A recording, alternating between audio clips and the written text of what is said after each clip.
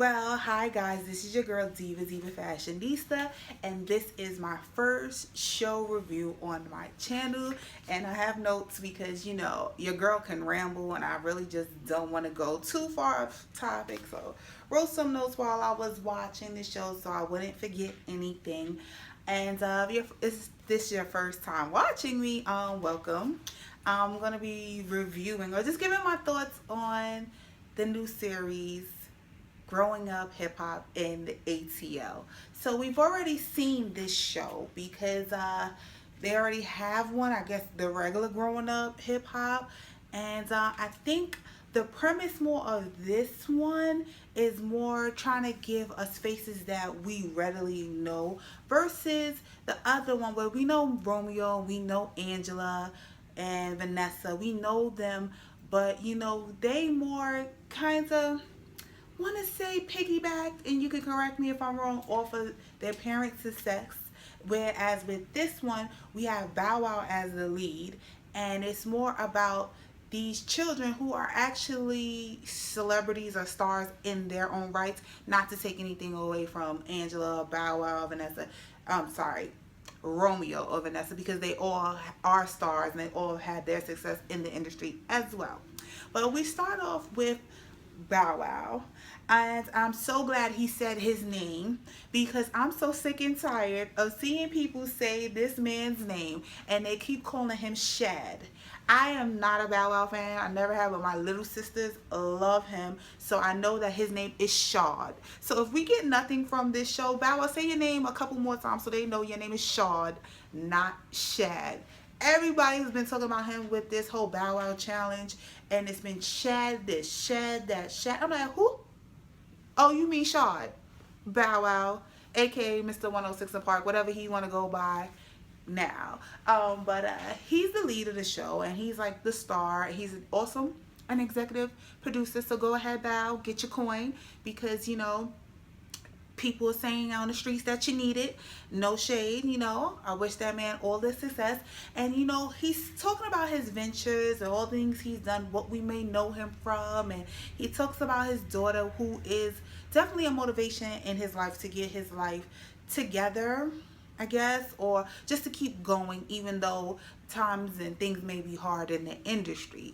So we meet him, and yeah, that's it. And in Atlanta, we already know from Instagram or other shows based out in Atlanta that in Atlanta there's like a 6 degree of like separation, and I think in Atlanta it may be even less than that. I think it may be like a 3 degree of separation because everybody seems to know everybody, is connected to somebody somehow or some type of way. So we move on to see, I believe the next one was Brandon, who is Miss Deb or Deb Antony's son, and of course we know her from Love and Hip Hop success, and her just being in the industry, and her superstar son Waka Flocka.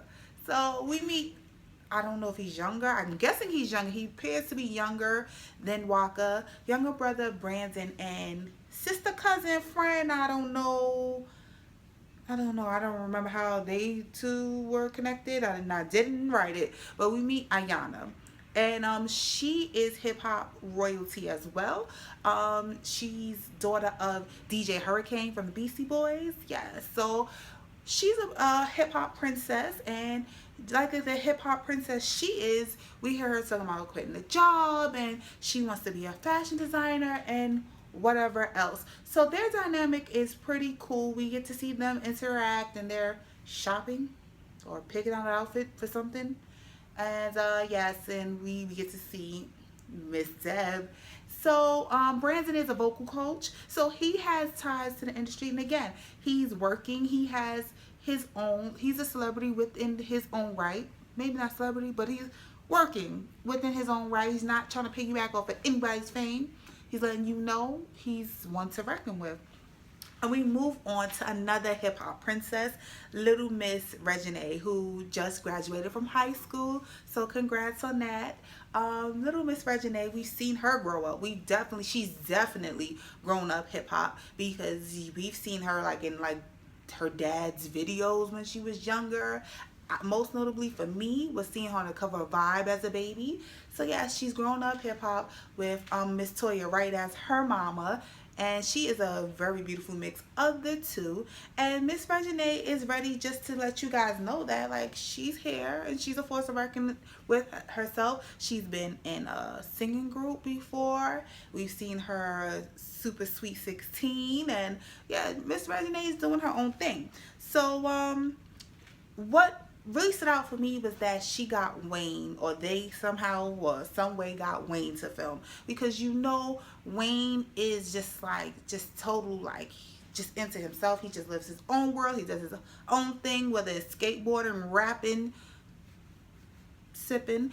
Wayne does his own thing. So it was good to see him, on screen filming with his daughter, even though we don't really get to hear him say anything as yet. Hopefully, as the season goes along, we will. But so far, we just got to see Wayne. And we got to see Reginae upset about the Black Lives Matter movement. I hope that's not her whole storyline. I hope there's a lot going on besides that. But that's kind of what kicks off our episode. And that's kind of going to be the drama for our episode.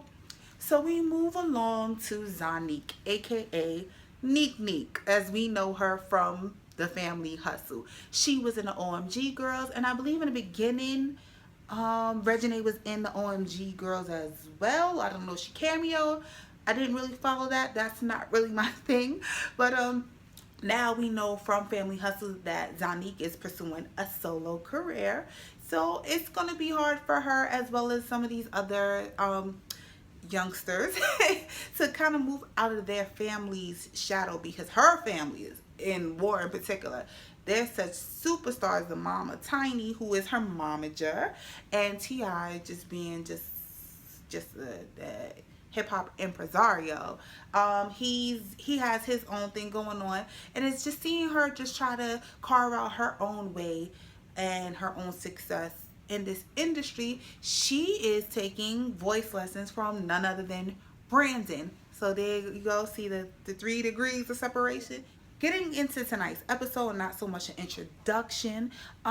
We see Neek Neek and Brandon trying to have their voice lesson, and of course Neek Neek's phone is going off crazy because her homegirl Reggie is having a little meltdown.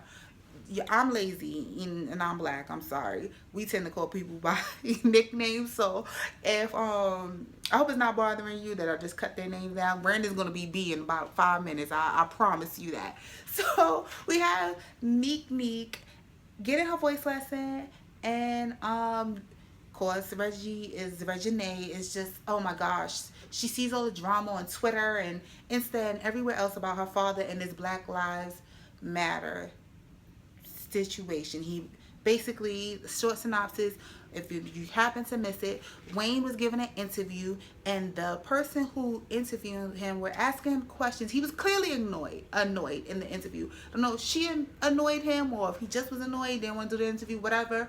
She asks him, she goes on to ask him a few questions, but she goes on to ask him about Black Lives, and he basically says like, bitch, I'm rich.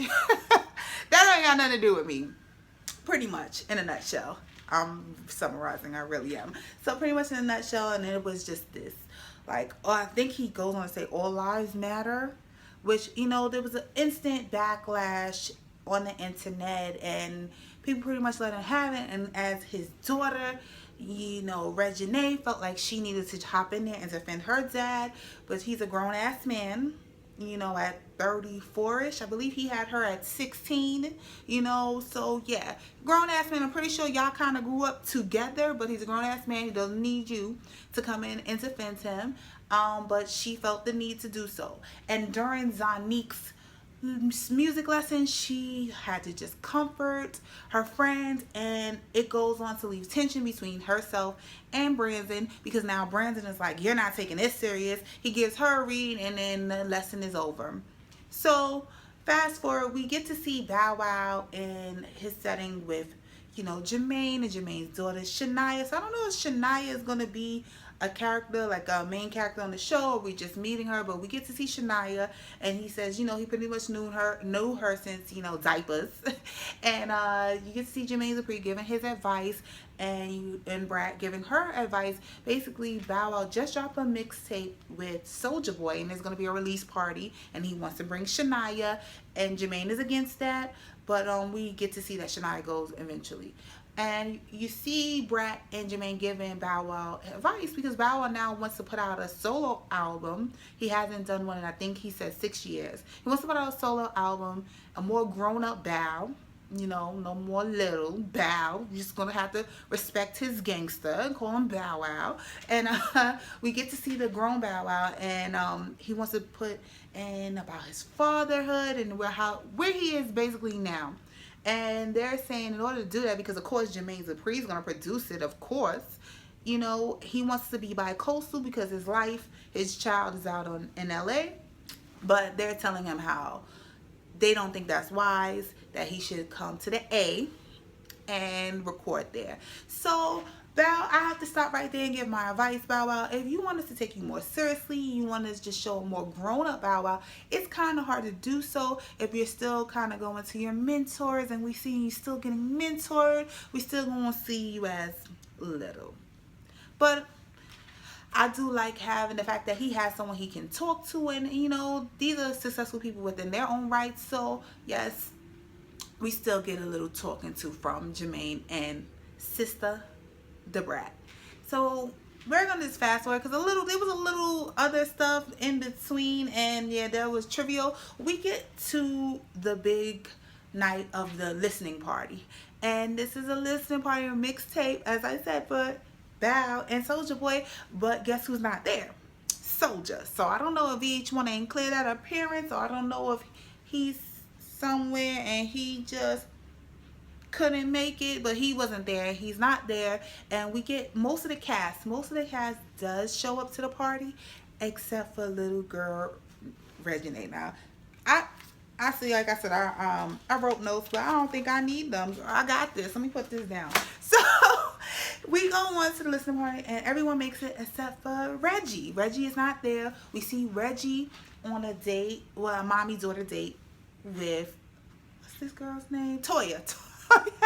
Oh, so we see her with Toya, and they're just talking, and Reggie is telling her mom about how, you know, she's really upset about, you know, the whole drama that's going around surrounding her father. And we see Toya giving her very sound advice, which is some of the same advice we all gave via Twitter, via Instagram, and it was just refreshing to see her mom give it first, because we kind of all were like, Toya, come get your kid, come get your baby, like come, where Toya at? You too busy trying to be a friend? You need to come get her. She needs to go sit down. She needs to be in the child's place.